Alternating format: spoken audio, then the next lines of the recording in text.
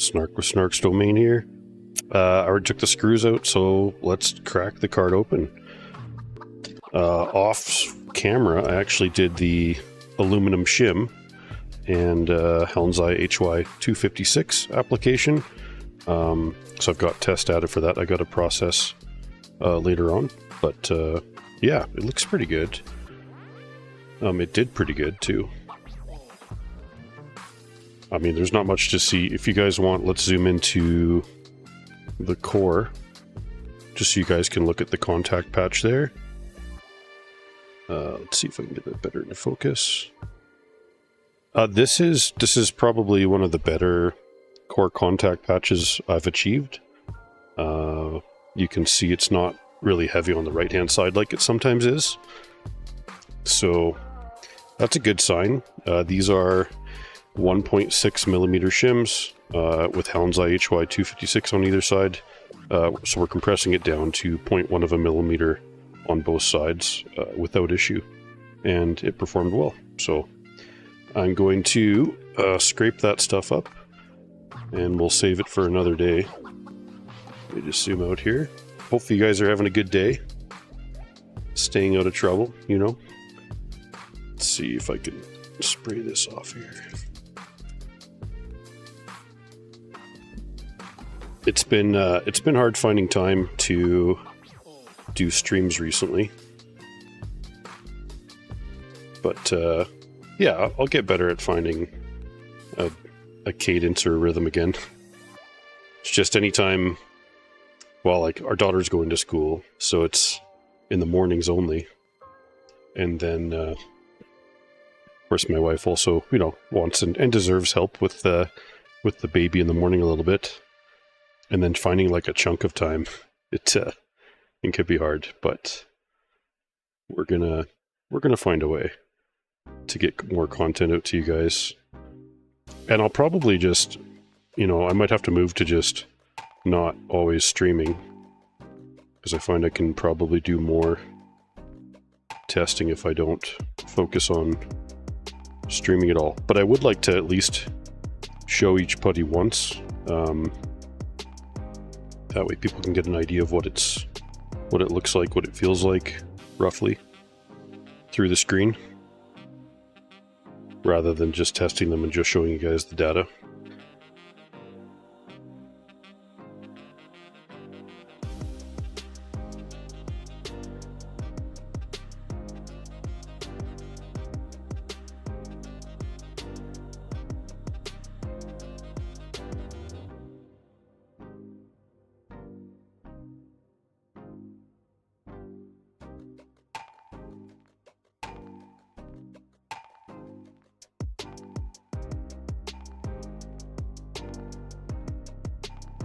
So this Helmsley HY256, it's pretty easy to clean up. Like, I'm able to scoop up most of it just using a little paste spreader. It's really not that messy, which means we're going to be able to reclaim most of it. Now, I am noticing that the aluminum, I basically was honing the aluminum on waterstones. And so I did get down to raw aluminum. Now, it would have created a bit of an aluminum oxide layer on top of that. But I'm just noticing there's like a slight staining of the putty that was right against the aluminum. So I would expect that to be, that's pretty normal. We're going to see that when it's raw aluminum. Versus nickel plated, it won't have that issue nearly as much. Or at all, really. Hey, Stefano Murcia. Hopefully I didn't... I'm probably pronouncing most names wrong, but good to see you. Welcome to the stream. We're going to do some exciting stuff today. I mean, the putty application is not that exciting. Ooh, other than I just... okay, I just dropped some in the card. I'll be able to fish that out in a little bit here. We're just scraping it off the shims right now. This putty is fairly nice to work with, especially for ultra thin layers. It compresses down similar to how TGPP10 could compress down to that 0.1 of a millimeter, maybe even further. I really should check it with calipers. But getting it that thin does take a little bit of finesse and not a lot of putty. A lot less than you'd think. Like, this had full coverage, and all I did was put little dots of putty on there. Like, I didn't even use logs like I normally do.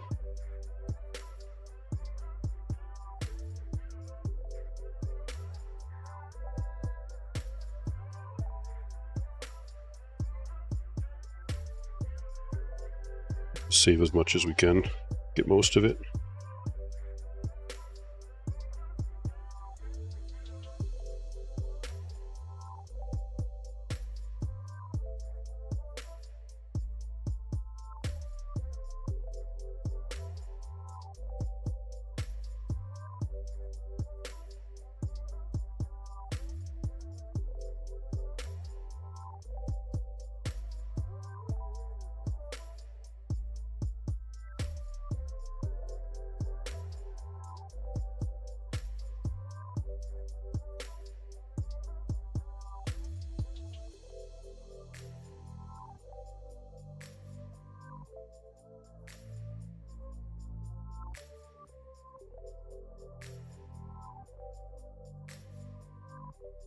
So I did a bunch of benchmarks on my laptop. Excuse me, I'm also getting over a bit of a cold. But the benchmarks were great. I had some short ones I could compare to before, and a couple longer ones, like 20-minute ones. Nothing a couple hours long, unfortunately. But the results seem to point to basically my laptop is performing the same as it was after 5 or 6 weeks of application, after I'd done a full, well, burn-in or several heat cyclings in normal use for basically a month and a half. It has the same 6-degree delta between GPU temperature and hotspot, which I think is that's phenomenal as far as I'm concerned.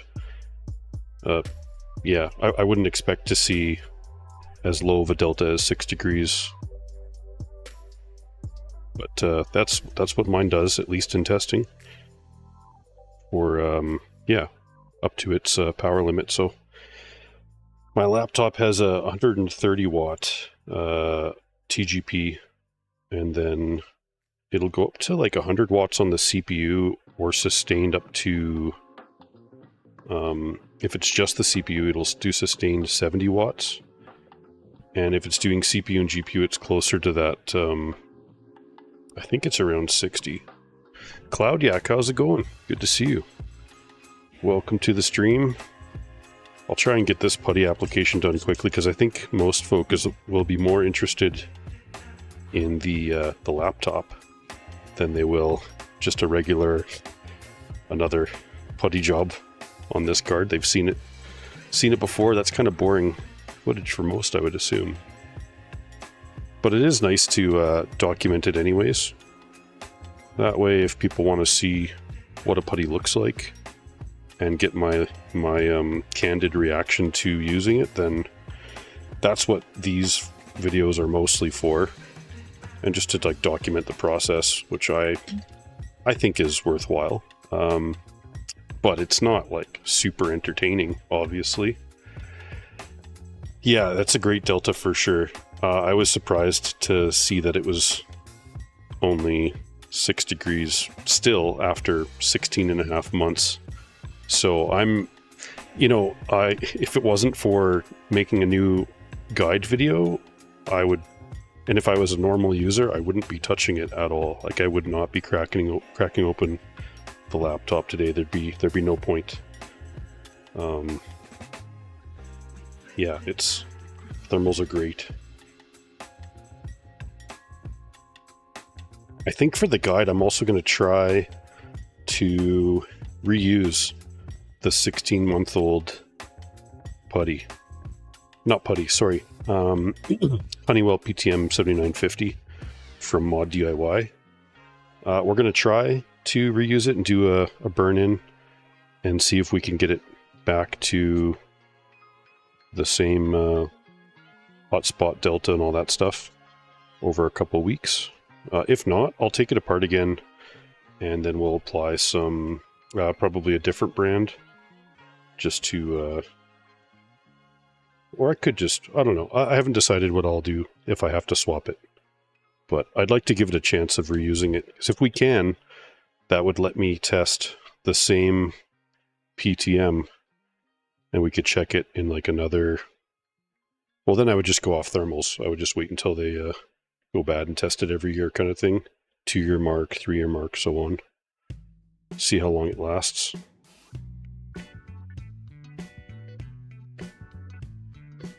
I almost wish I could just leave my laptop alone, but I gotta make a video somehow, and it's better to use a modern laptop than my older one, which is a Clevo, was it NP170 or something like that? It's an old laptop.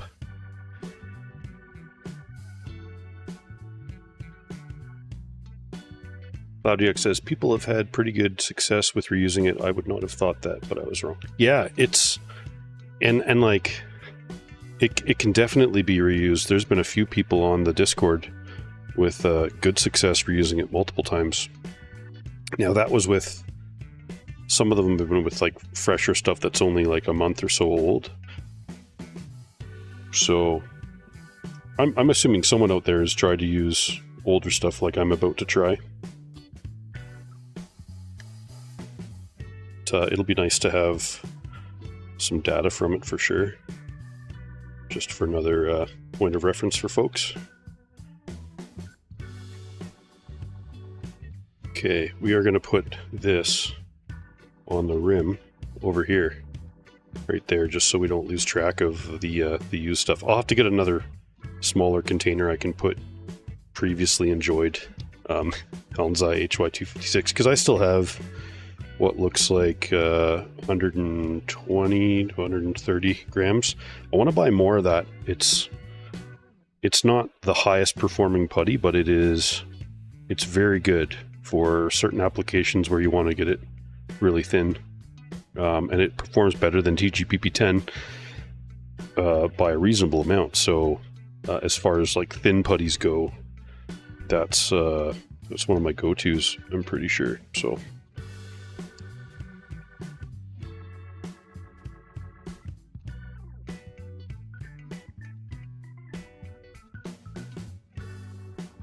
okay, I'm just going to reshape TGPP10 a little bit.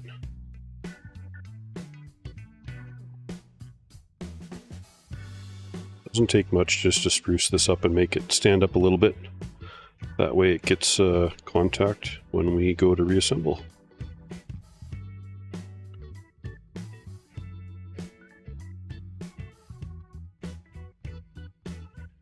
So this Ma ANT Putty, we're going to try and hand form it, and if that doesn't look like it's going to work, then I will put it in a syringe and we'll do it that way.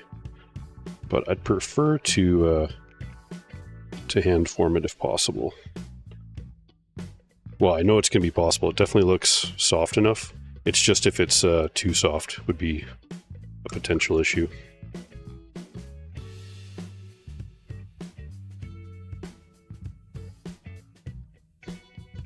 Let's put some MX4 on the core, which I need to buy more of this stuff. Might as well zoom in for this part, I guess.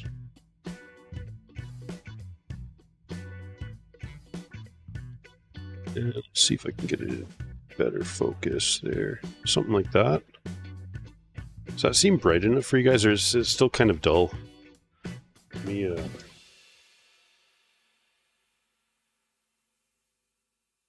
that a little bit brighter.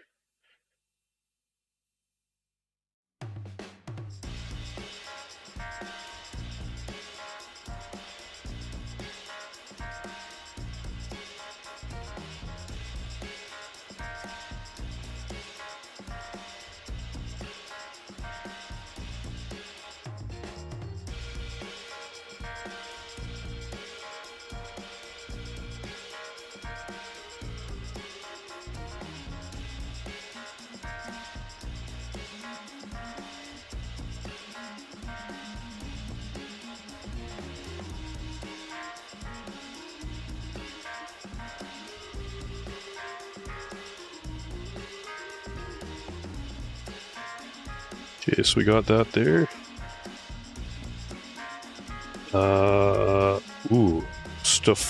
Stefano Murcia. How often do you recommend to change PTM 7950? I recommend not to change it until you notice degradation of your temperatures. And once you've ruled out like a Windows update or driver issue, with my laptop, the only reason I say that is with my laptop, I was doing some tests, and for some reason, I must have like accidentally hit the update and restart on my laptop a few weeks ago without thinking about it, instead of just the restart. And it's trying to push Windows 11, and I didn't have it set up to disable Windows Update, which was silly. I should have done that. But yeah, so my laptop updated to Windows 11, and I was too busy at the time to do anything about it. Looked after the fact, and it was like, oh, you've got 10 days to revert back before the Windows 11 upgrade becomes permanent. And then you have to do a full fresh install.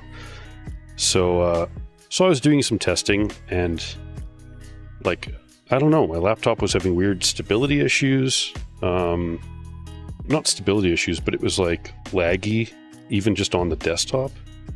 And then I was looking into it, and it seems like I'm not the only one with that issue with Windows 11. So there's even a few people in the Discord that have said as much regarding their systems. So I was like, okay, well, I'll just do that. I'll revert back to Windows 10, fresh install, build it back up with fresh drivers and everything. And all of a sudden it was like snappy and fast again. And so I did the tests, and they basically perfectly lined up with my before results, my 5-week and 6-week results on the laptop. So yeah, even the benchmark scores were within a stone's throw of each other. So I was pretty happy with that. Okay, so we got this part done. Let's take a look at this putty. Just gonna clean this up a little bit.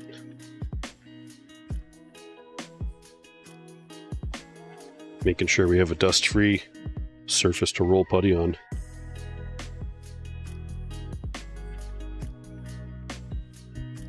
So yeah, I would say don't change PTM 7950 until you have... Okay, this stuff is too sticky to apply with a glove. So we're definitely going to use the syringe today. You could smear it on, but just for test purposes, I'd like to keep it everything the same size.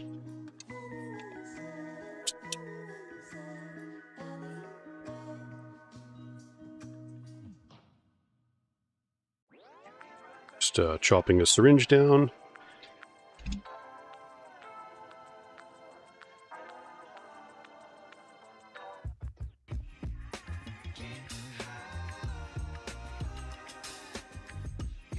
You can't zero a syringe unless it's clean.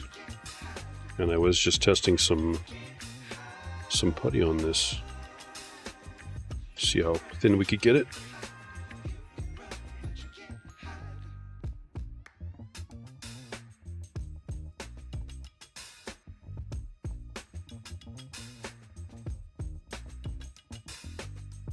So 5.9, I just need to get it a little bit bigger.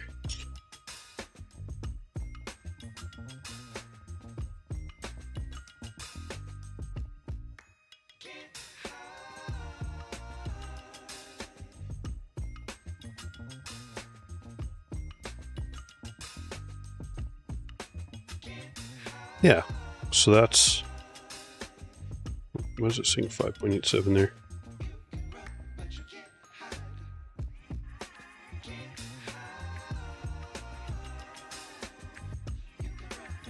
Two.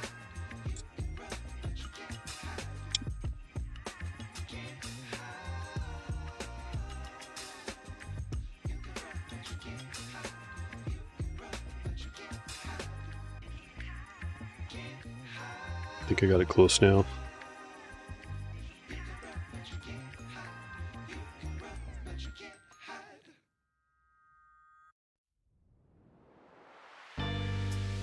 It's basically 6. We're going to go with that. Okay, now how do I get this stuff in here without making a mess? Probably a paste spatula. A cleaned one.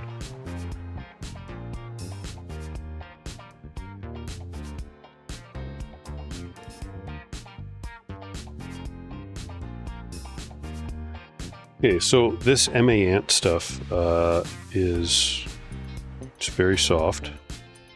It's gooey.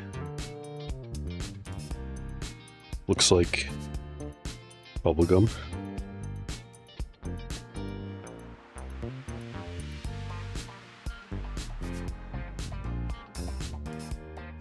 you wouldn't be able to form this with gloves for sure. You'd have to spread it either with a paste spreader or put it in a syringe. Which you can get those syringes for pretty cheap on Amazon. Or even maybe a hardware store might have them.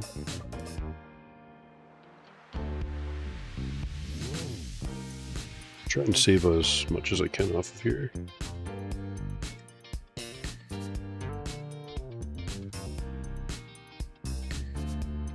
Okay.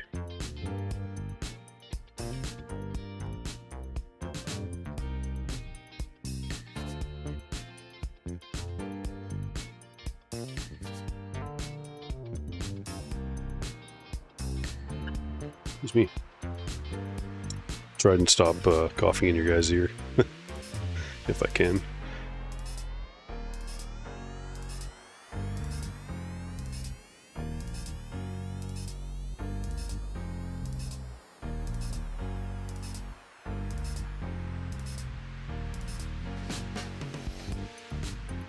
This is where I need to grab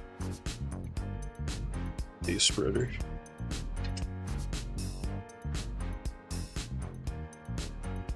Yeah, that was the one.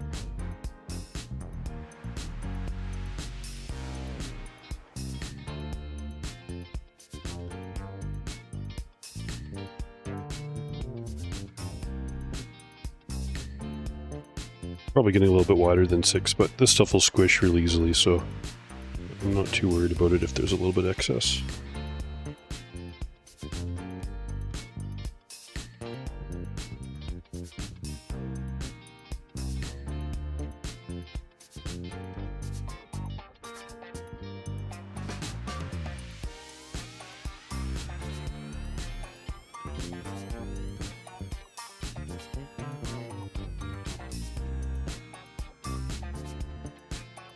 Yeah, that's about as uniform as I'm going to get it. It's messy stuff, what can I say?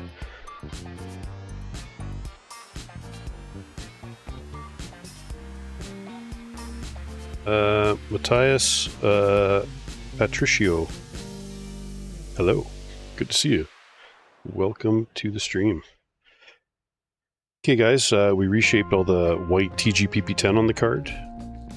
We've got MX4 on the core as usual, and we've applied the slightly larger than 6mm logs on the VRAM. And yeah, we're just going to get the card back together. We'll tuck that cord in there.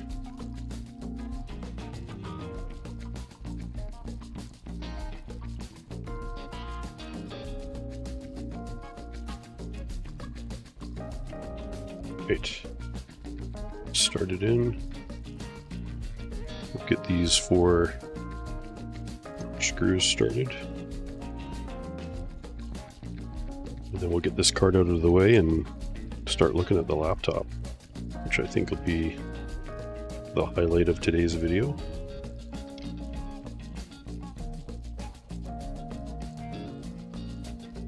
So yeah, a little bit of background on my laptop. It's it travels with me wherever I go, and I've gone a few places with it. So I drive a lot for work, so it's done at least 70,000 kilometers driving down the road. Part of that would have been on bumpy logging roads that I sometimes have to drive on to go to drilling rigs. Well, not sometimes, I very often drive on bumpy roads, but mostly it's highway kilometers. Not that it's always the smoothest, but. And I've done, I'm pretty sure, 4 flights with it. It would have been in my carry-on though, so it still would have been in like a pressurized thing. But needless to say, it travels a lot with me. It doesn't just sit on a desk in like a pristine, like safe condition. It goes with me to the field. I do carry it in a soft case, and I also separate the screen from the keyboard with one of those really thin glass polishing microfiber cloths. Not the fuzzy ones, but the ones that you would use to like dry glass once it's clean. And with no sewn edge. So I put that between so that the keyboard doesn't scratch the screen, which I've had happen before on other my old gaming laptop and my work laptop. They both have keyboard marks on the screen, which is kind of annoying to look at. But so far, I've had my laptop for, let's see, 3.5 years, and so far the screen's great. So if you have a gaming laptop or any laptop, when you buy it new, before you start getting marks on it, I recommend when you're transporting it to spend the time and the few dollars it takes to buy one of those microfiber cloths, the really thin ones, like this one here, but larger sheet of that. Because you'll prolong your screen being in pristine condition a lot longer, for sure. Oh, Matthias Patricio says, I really like your videos, good job. Thanks, man. Barracuda. Hi, how's it going? Stefano says, I'm thinking about repasting my laptop even though it's still in warranty. The CPU max temp is 95. I'll use Upsiren UTP-8 and PTM 7950 or PCM1 as you recommended. Great application of that, buddy. Thanks, man. Have I ever tried copper mod for VRAM? Barracuda? Yes, we literally just took off some aluminum shims, but before that I had some copper shims on this card. This card has seen about 8. I'm trying to think. 8 or 9 shim jobs on this card. So yeah, shims work good as long as, and here's the actual shims. There's one there.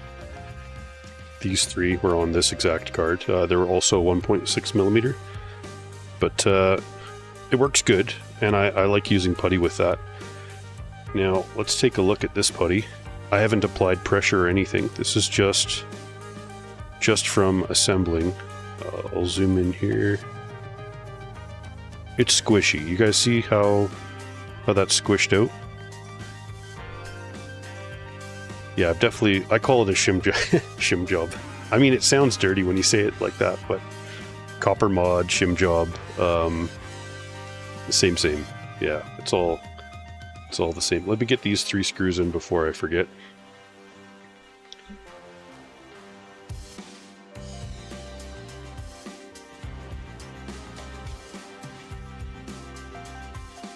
I will say this, personally, I like using putty with shims if you are going to use them, but you know, to each their own. I think the putty is going to last and hold up a lot longer, but you know, everyone's kind of got their own ideas on what the best method is, and so yeah, I'd say just, you know, take anyone's numbers and research, and in the end just do what you want to do and what you're most comfortable with, what makes the most sense in your scenario. You know, sometimes some of these options are not available depending where you live. You might not be able to buy all the putties or pads, or you might not be able to buy pre-cut shims. You might have to cut your own. Cutting your own is the cheapest. You can get a full set of shims for a few dollars if you know where to buy the material and cut them to length. But I will say this, when you go to do copper mod or aluminum shims or any other kind of shims, whether it's these aluminum nitride ones that don't conduct electricity, those ones are nice. You can buy those online, and they actually like snap like a ceramic. They don't conduct electricity. They're the safest ones to use. But once you start doing shims, I guess what I would say is you have to be even more careful with your gaps, and make sure you don't have your shims too large. Otherwise, you're going to prevent core contact. So you better have a pretty good idea, and if you don't, maybe consider only going 50% of the OEM gap or OEM pad size as the size of the shim, and the rest with, you know, I would recommend thermal putty, or if you want to do paste, that's up to you. I like putty myself. Let's clean this up really quick here.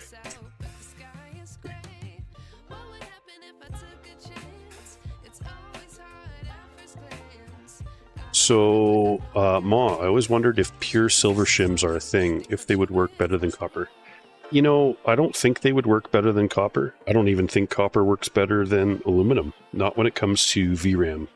And that's because the plastic that the VRAM chips are embedded in has a lower thermal conductivity than pretty much anything that we're going to be using to span the much larger gap. So it can only allow so much heat through so quickly, I think. And silver is what? We've got 421 watts per meter Kelvin, I think. And copper is 401. Aluminum is what, 237? Aluminum nitride, I believe, is 327. So, although I'll have to double check that. Ma says, one thing you should tell people, as I ran into this once when using shims made of metal, make sure to have a look for any bad protruding solder joints. Yeah. Also, I would use conformal coating. This is MG Chemicals 422C. It glows under UV light, and it's basically like TG Shield, or use TG Shield, or if you want, and if you feel comfortable with taking the risk, nail polish. I mean, I'm not saying use nail polish, but I know some people use it. I mean, do your own research before you pick a conformal coating. Silver 429. I could have sworn it was 421, but yeah, I mean, pretty close, yeah. Well, silver's not quite the best. I mean, if you want the best, then boron nitride would be what, like 2,000 or more. Pure diamond is what, around 2,000 as well. So, okay, I already took the back plate off, or the bottom cover of this thing, and I did that before lunch. I was recording it, and then my wife called, and I had to go do stuff, so I didn't get around to any further. But yeah, this has been together for 16 and a half months. I did actually, I think in June. In June, I opened this up and I cleaned the fans, and then I put it back together, and then I just ran the tests. I wanted to make sure the fans weren't too dusty for testing. But let's see, we got 1, 2, 3. There should be 4, 5, 6, and I think there's a few screws around here that I have to do. We're just going to do these first, and then see if we need to do more. It's been a while. I'm going to crack all the screws first. This is something you want to take your time with, and ideally not be doing a stream to do, because you don't want to mess it up. Once you strip laptop screws, it's not going to be fun. It's going to be a bad day. There's been a few people that I've been chatting with, and just over the last year or so, and they've had some not fun times with laptop screws. So we're going to take our time here.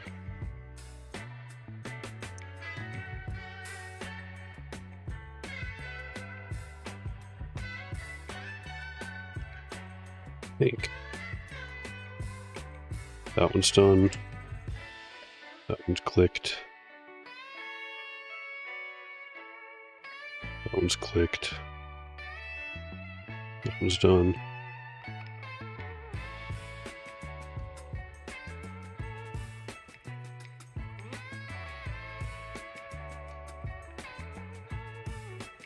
Yeah, I feel like I'm supposed to disconnect more. I'm gonna do these ones, just on the off chance that I'm supposed to. I would rather not risk having to do them and then not.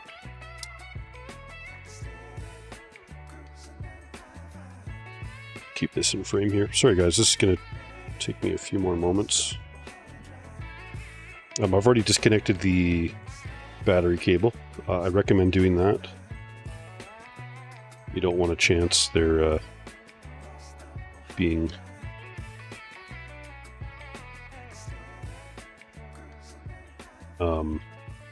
a short, you don't want to short anything out on your laptop. I think you guys understand that part. Okay, so I took out 3 additional screws here. I feel like there's one underneath here too. Just from memory.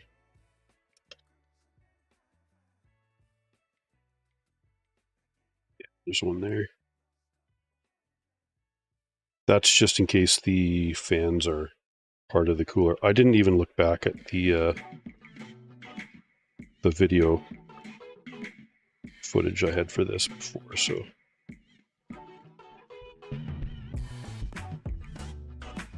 That doesn't want to come out, so I'm going to try and grab it with tweezers. There we go.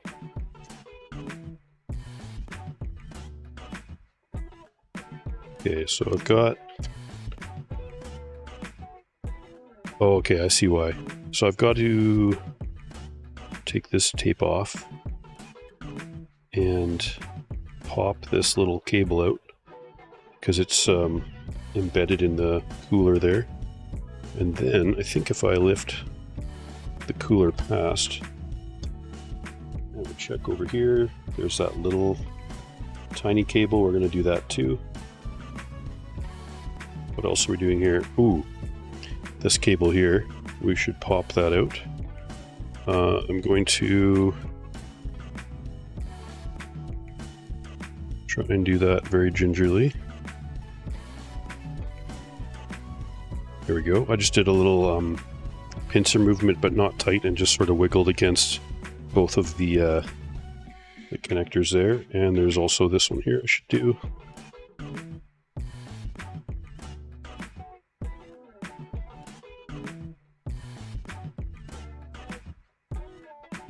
Okay, so I think I got that one.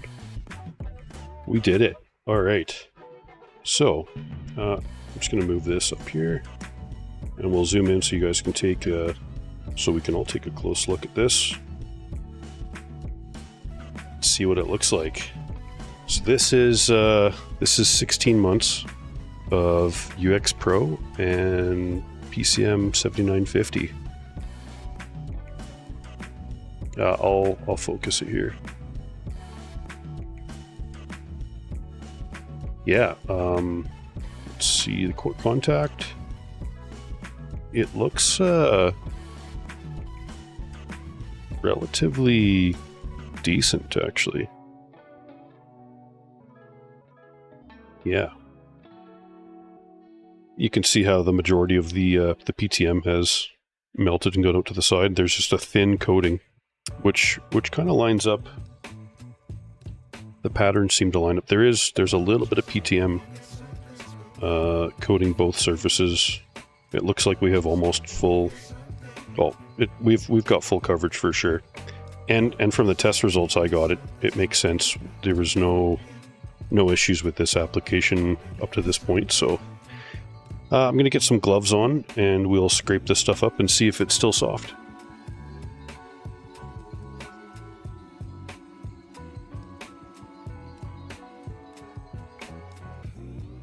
Ma saying Thermal Grizzly has conformal coating. Yeah, and it's 100% nail polish.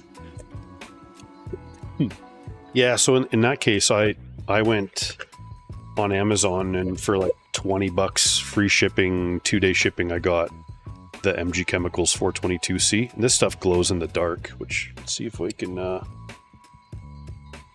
we should get a little You can't really see it, but I've got other videos showing how that stuff works. It's pretty cool. And it definitely glows in the dark.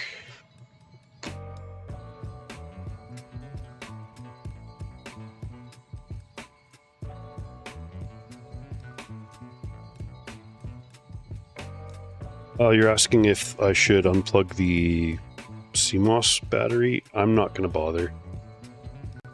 I'd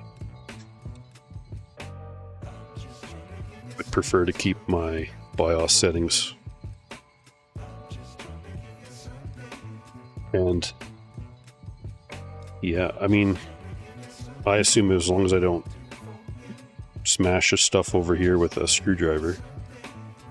There's a little bit of broken plastic there that came off of, let's see if I can lift this up, this part of the cooler here.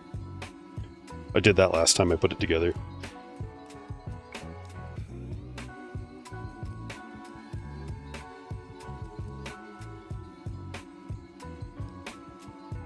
Yeah, so you know, it when you scrape it off, it looks crumbly and all, but it's still soft. That's UX Pro. I know some people have had cases where they're saying it's like cement or whatever, but for whatever reason, okay, it's a little bit more crumbly over here. Let's see if it can be made into a soft putty again or not.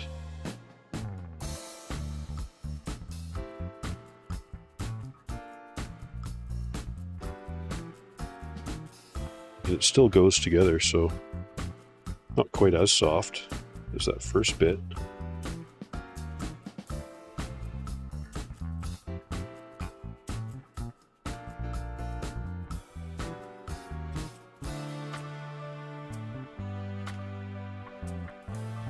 Well, I mean, it's still malleable. If I squeeze it together, it recombines and holds together.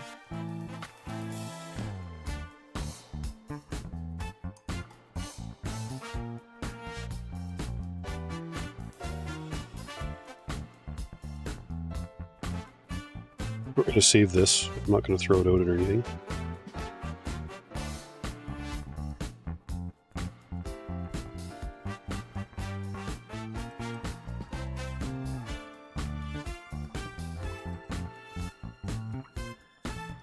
Like, it is coming off in chunks, but that's fairly typical for this type of putty, I think. It's whether we can recombine those chunks and squish them together or not.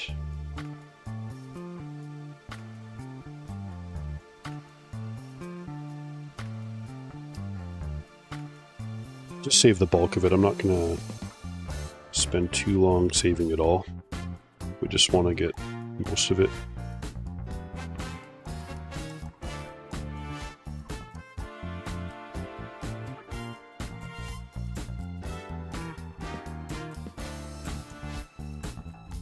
Yeah, I mean, I don't know, what do you guys think?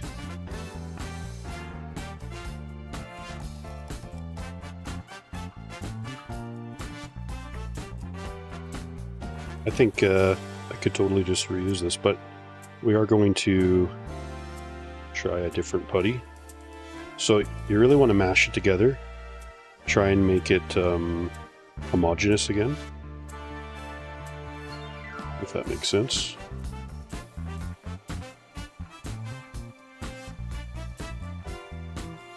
Like, that's still usable putty.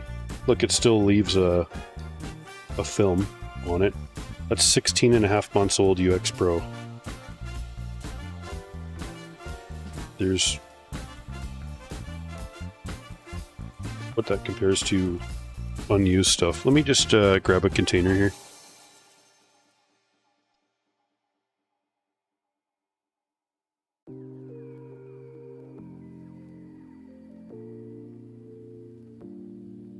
Okay.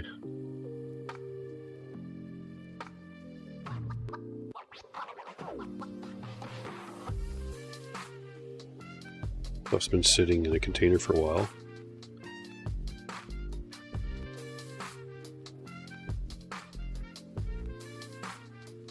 it is like slightly, just slightly more crumbly. It's drier a little bit than brand new. Not brand new, but well, new, unused, being stored in a container. This stuff came out of the laptop, but you see there, it kind of cracked apart a little bit on me, so you do need to kind of like mash it together first. It is drier, but it's still malleable, and with a bit of finesse you could totally reuse it, which if I wasn't doing a guide on this, I'd probably just go ahead and reuse, but we'll put this stuff back in the container, keep them separate. So Ma, what are you ordering? Oh, the MG Chemical stuff. Yeah, I wouldn't use UX Pro on a laptop anymore. Like it's fine. I've been happy with its performance, and I was able to get it to squish, but it took a bit more effort to make that squish happen. So I would, and it's more expensive than some of the other options that are basically the same performance. So I would, if I was going specifically an upsiron putty, I would go UTP-8. Another good option would be, the best option I would consider is Honeywell HT10000. That's currently the best performing putty that we know of, or well, that I know of. Well, I assume HT11000 is going to outperform the HT10000. So I used way too much. You guys can see how much pressed out. So the video where it's like RTX 3080 laptop meets whatever, this stuff. The video I made on this, I used way too much, and I made it work by applying pressure, but we need to use a lot less. Now that putty is becoming more mainstream, let's try and prevent people from using too much so they can have a better time with it. Like, I knew I could get it to work because I've already, like, I know the performance of this putty, so I'm confident in the putty, and that was never a question for me when I did application. But there's a lot of first-timers that they don't have experience, so they're not going to have the trust in the products like us experienced users do, and so they're going to have a harder time with the troubleshooting, because they're going to be like, oh, this putty's bad, and or you know, this and that. Well, a lot of it comes down to experience and just getting used to the product. I'm getting a ton of putty out of here. That's nuts. As far as a putty to use that's very soft, quite cheap, and you can get super thin, Alnzai HY256, which is pink, or 236 is pink, 256 is green. That's what I would recommend if you've got a laptop with really thin gaps, smaller than say 0.5 of a millimeter, or you can get UTP down to 0.15, but it does take a bit of pressure, so it's just something to keep in mind.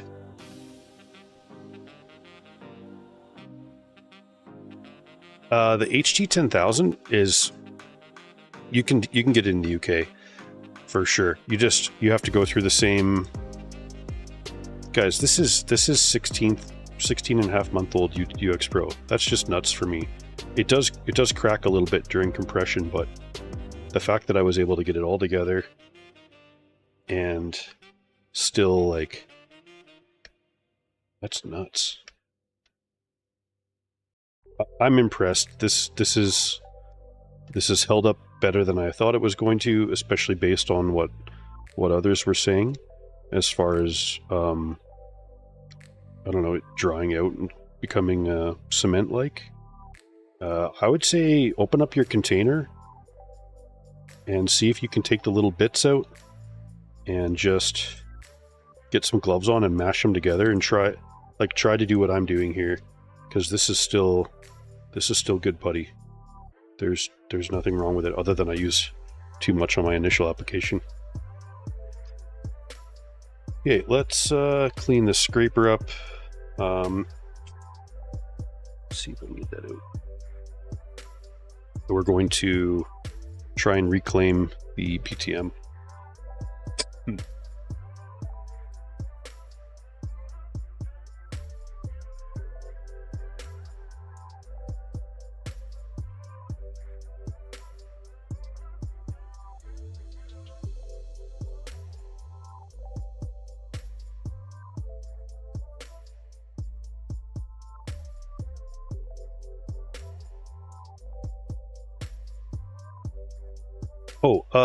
Stefano Garcia, isn't 99% isopropyl alcohol going to work to remove the putty? Absolutely it will.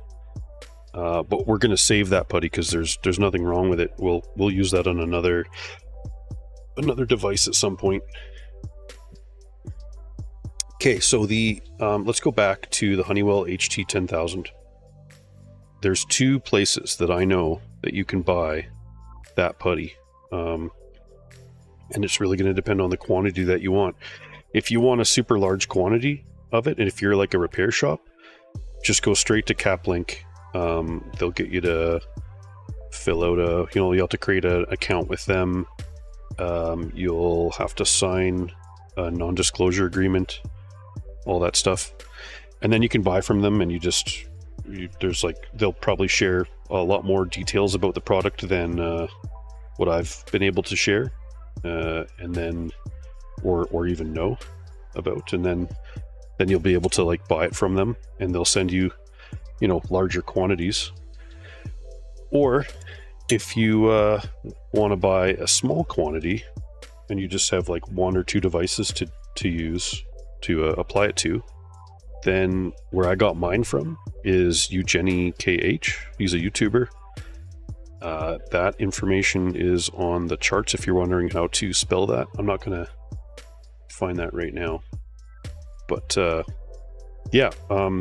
and he shipped from Ukraine, and shipping was reasonable. Like, I gotta say, I was expecting shipping to be a lot more. It's not the cheapest putty, but if you want a putty from one of the large manufacturers, and if you don't want to deal with smaller aftermarket resellers and or manufacturers you've never heard of before, if you're like sketched out by some of those, and you want basically the current best, then Honeywell HT10000, that's what I'm saying is currently the best that we know of. Putty to the masses. Carl Marcus Cypria ordered LK Pro and then U6 Pro on Ali. Got my Aorus 16 memory down, 20 cells. Yeah, nice. LK Pro is, let's see, I can't even remember where that ends up on the chart. I don't remember if it was half decent or not that great, but either way.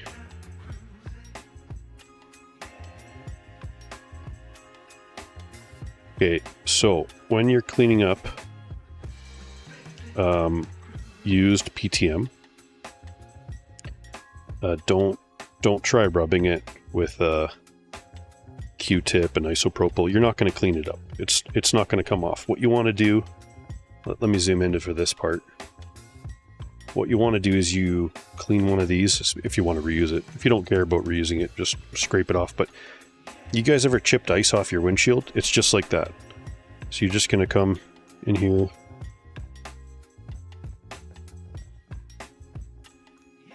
Scrape it off like that. It just comes off really clean. The residue, the little bit that's left, you can clean with isopropyl, but don't try and scrub this stuff with isopropyl. It's not going to work. That's not the solvent they use to make this stuff liquid.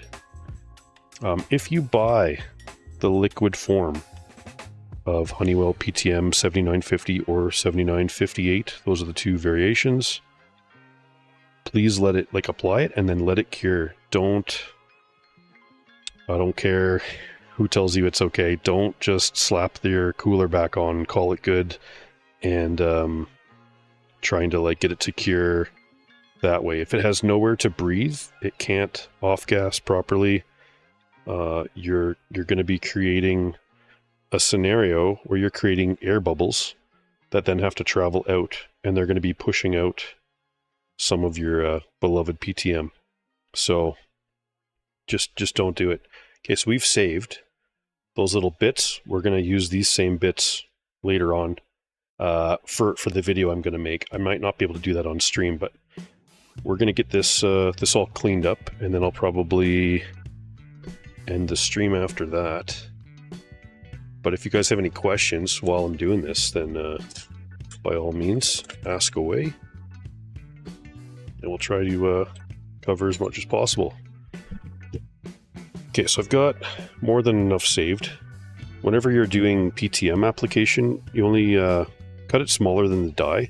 You don't need nearly as much as you think you need.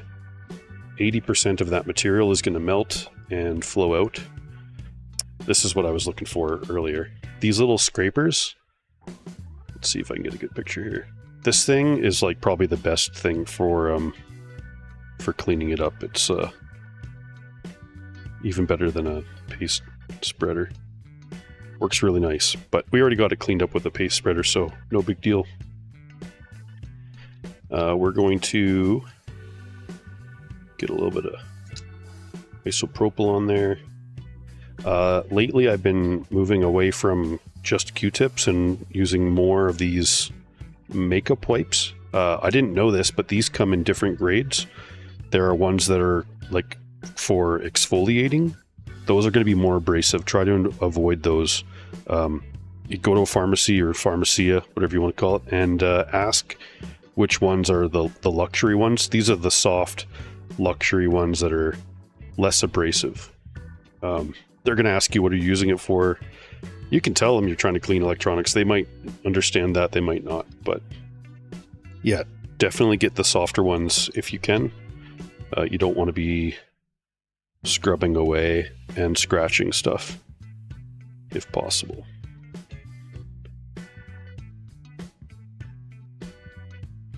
All in all, I'm pretty happy with how that putty performed for not quite a year and a half now. And it was still usable. It wasn't baked solid. I thought it was going to be, but I was pleasantly surprised, which is kind of cool. Sometimes that happens in putty world. You think you're going to know the outcome, and then you get surprised.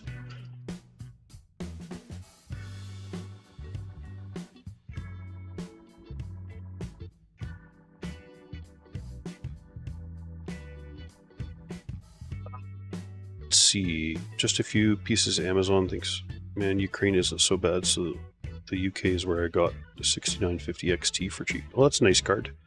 Atith, I also bought from him. He's reliable. Yeah, he didn't, when I was going through the ordering process, he didn't know that I tested this stuff.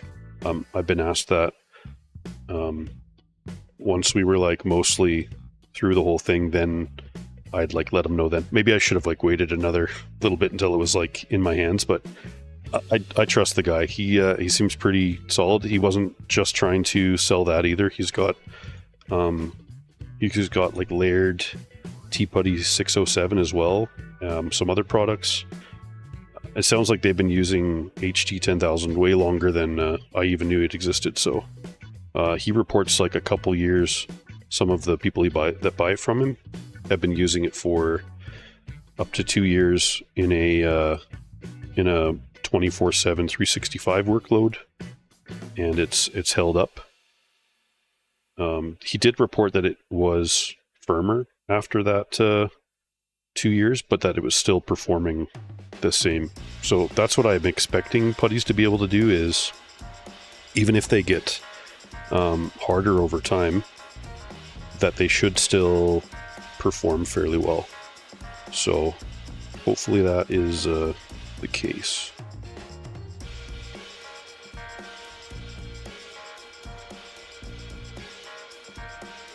Now, last time I had like not fully cleaned this from the TGPP10. I cleaned it to a point. So there's actually This isn't just UX Pro I'm cleaning this time, it's TGPP10 that was there before. If I could go back, I would have cleaned it more thoroughly. I wasn't planning on opening this ever. I was just like, okay, it's done. Application's done, and I'll just leave it like that. But the need has arisen to make a better guide video, so that's why we're doing this today.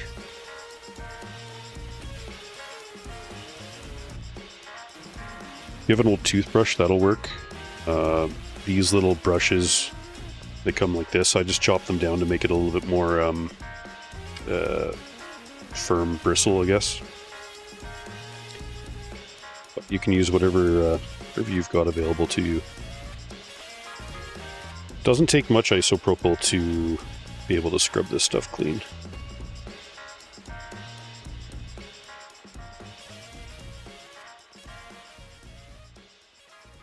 Sometimes a little bit of compressed air helps too.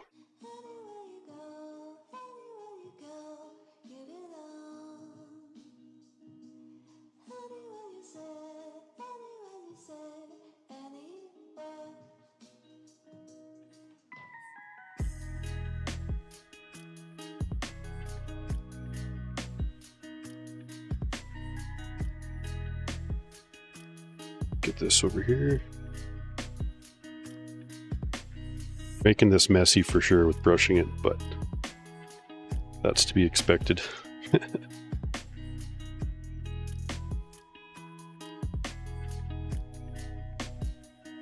Gonna try to get it cleaner this time than I did last time. I didn't take any measurements. I do have the factory pad somewhere, which I could, if I wanted to, I could like figure out exact putty dimensions, but we're gonna, the putty guide for the laptop, it needs to be done for anyone with any laptop, especially the folks that take stuff off, clean it all up, and then go for an application having not measured anything, or if their laptop has thermal putty to begin with. That's who I'm making the guide for. So we're going to go in as blind as possible. I'm probably going to make some mistakes during the application on purpose and show how to do like a test fitting to make it easier for you guys to be able to do it without applying tons and tons and tons of pressure. We don't want anyone going outside their comfort zone that way. I'm pretty comfortable with applying surprisingly a large amount of pressure, but we're gonna try and make it so we don't have to do that, and you guys will all be, I'm sure, happier for it. Colt, how's it going? I like a putty that lets you easily remove all of it from the motherboard, so you couldn't even tell putty was there, as if you were like to sell. Yeah. May I ask about putty stains, remnants? This stuff will clean up to perfectly clean. This isn't staining the motherboard. At least I'm trying to think. I have had. Let me back that up. I've had TGPP10 that was on a card for excuse me, a few years, about 2.5 years. When I opened it up, there was the slight silicone leaching or bleed, as you might call it, around where the putty was. I was able to get most of that cleaned up, but it's no different than a thermal pad doing the same thing. In my experience, I find pads leak more than putty, but that's not fair to say of all putties, because I haven't done longevity testing on more than a few of these myself personally. It's hard to, I don't have enough devices, especially with GDDR6X, to be able to test them all long term, unfortunately. But yeah, all pads, putties, pastes that are silicone based are going to gradually leak a little bit of silicone oil. With pads, I was getting like full on like puddles of oil. With putty, I haven't seen that The main reason for that is that putties are, the good ones anyways, are saturated with thermal boosting powders. So you ever mixed flour and water together and you stir them up, right? If it's really liquidy, then you know that the water could kind of like be squeezed out and seep out a little bit. Whereas if you add more flour and more flour and more flour until it becomes like a stiff dough, it's less sticky. The water inside that flour and dough mixture is going to have a harder time from like leaching out, mostly because the powder is like holding it there a little bit better. But that's just how I think of it. It's maybe I'm wrong, but I'm pretty sure that's basically how it works. So the drier a substance, the slower the leaching of oil for a thermal putty. Same with pads. But the thing about pads is they often have a curing agent or that's like added to help them to, like they'll pour, I'm sure they pour the pad material whatever on these sheets and they put like the plastic around it, and then I assume they bake them, unless they just let them sit there for X amount of time to cure. Or maybe it's not a temperature cure, maybe it's a two-part liquid that's added together and then, you know, like sets in however many minutes. But that's how most pads, I believe, are made, and that's why they hold their form. And then there's other pads that are made out of thermal putty, like I'm assuming here, the Honda 15 watt pads. I was able to take a piece of those pads on the last stream, and I was able to squish them in my hand and knead it into basically a thermal putty. And it was soft enough to do that, which is that's very impressive for a pad. I think if you wanted to use pads, I don't know about on a laptop, but like on a video card, and you had a pretty good understanding of your gap heights, the Honda 15 watt pads would be good. That's if you want to avoid using thermal putty. I like thermal putty, but not everyone does, so that's okay. You got to use what you want to use, whatever you're most comfortable with.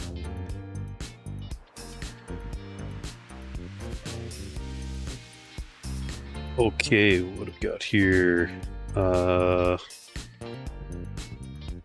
Same thing you get with pads, to be fair.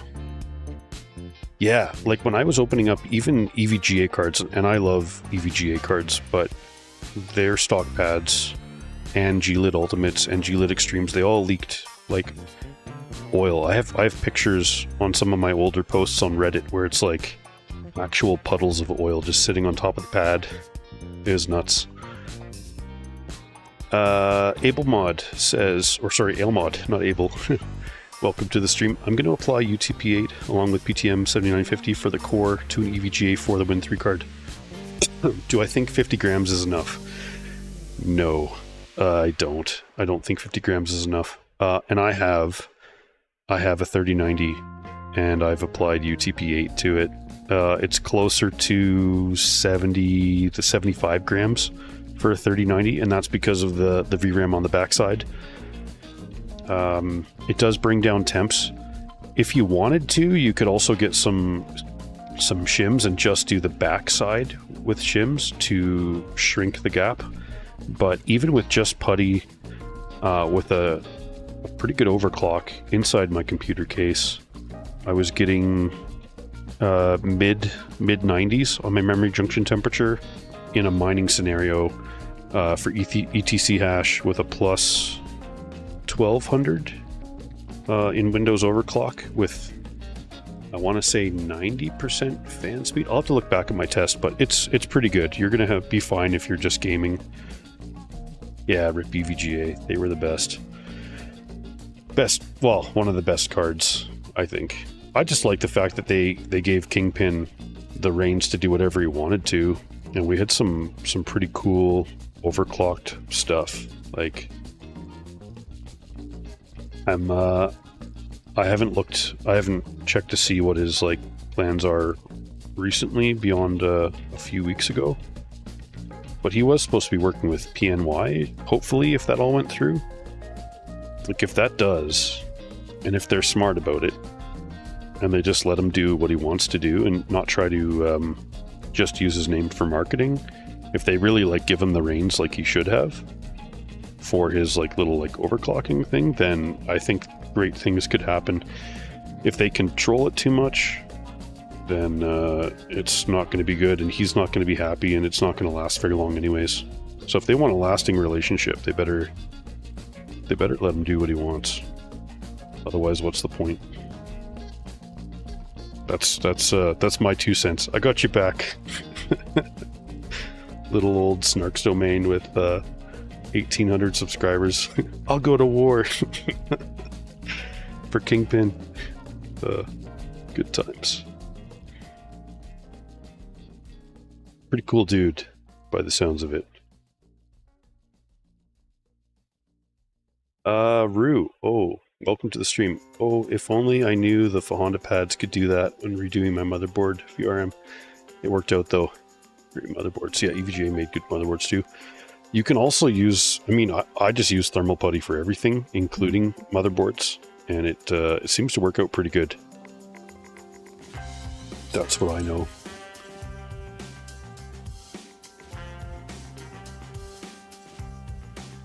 Guys, I think that's about all I can think to talk about for now. And I'm basically done cleaning this up. And I need to start making some footage for the video.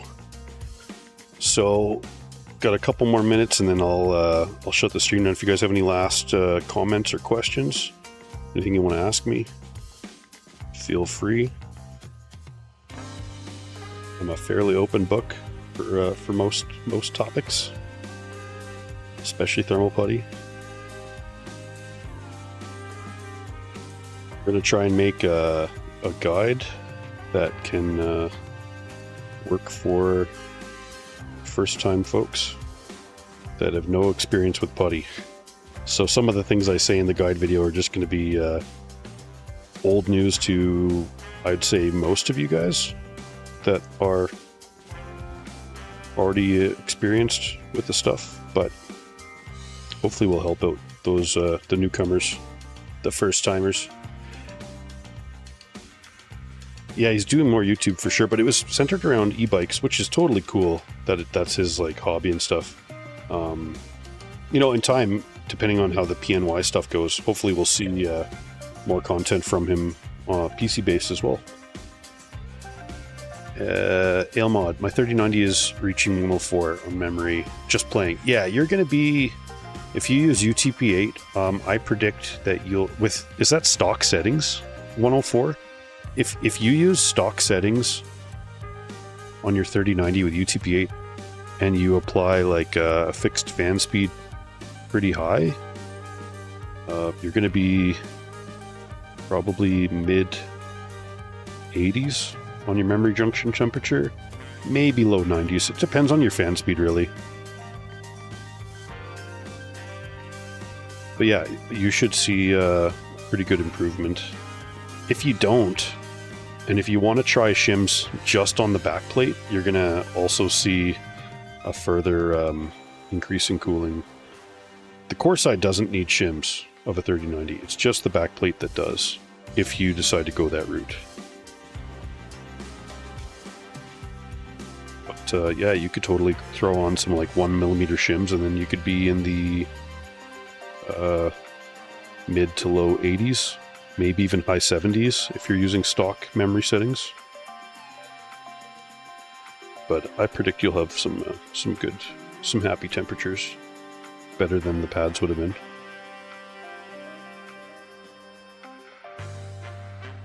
Done 2 EVGA 3094 the Win3s to back me up on that. So yeah, full stock. Yeah, you're gonna have great temperatures, I'm pretty sure.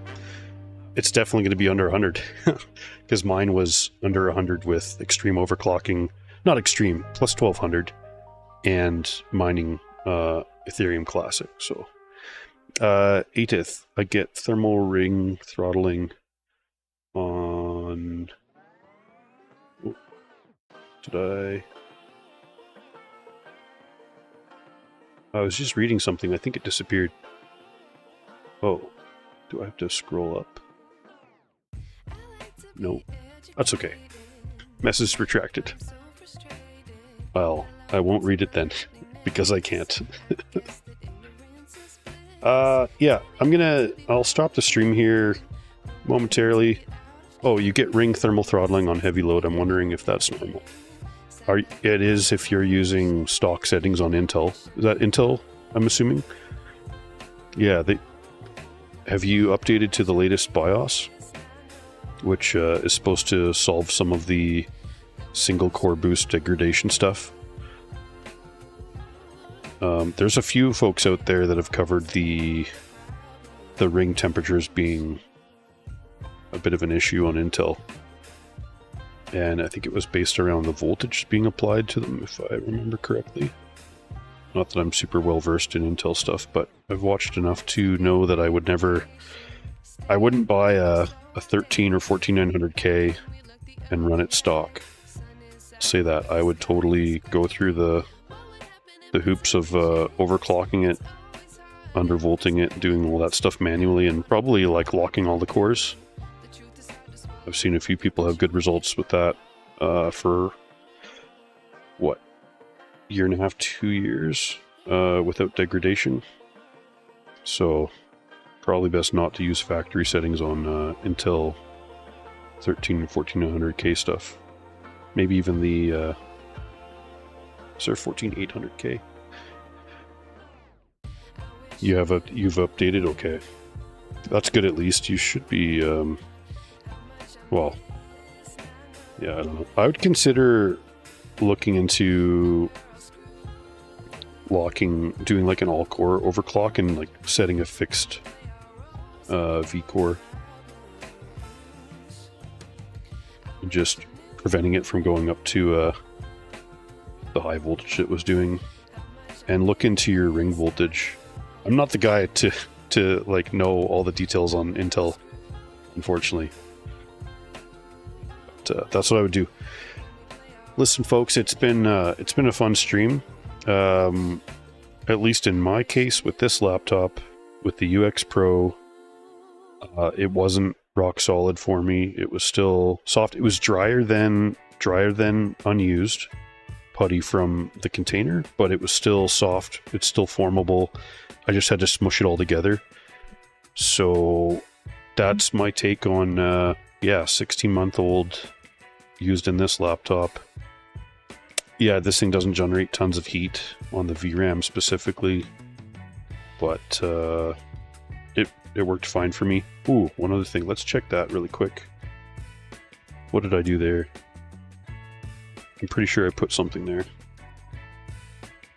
Which, if it was UX Pro, which I think it might have been, we will also swap for UTP-8. It was. Okay. Yeah.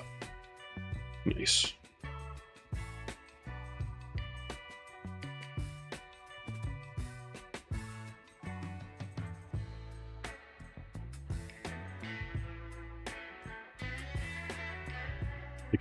I agree, it looks crumbly when you scoop it off, but the fact that you can smush it all together, I'd recommend doing that, especially if you have full-size gloves. It's a lot easier to knead this stuff back into a usable putty.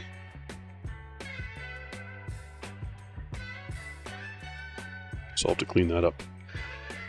Yeah, you guys have a good day. I'll start working on the video. I'll have to get all the footage in today, get this back up and running, and it'll take me a bit to work on that video, but at least I'll be able to start doing that. So thanks for checking out my stream, and you guys have a great rest of your day. Snarks Domain out.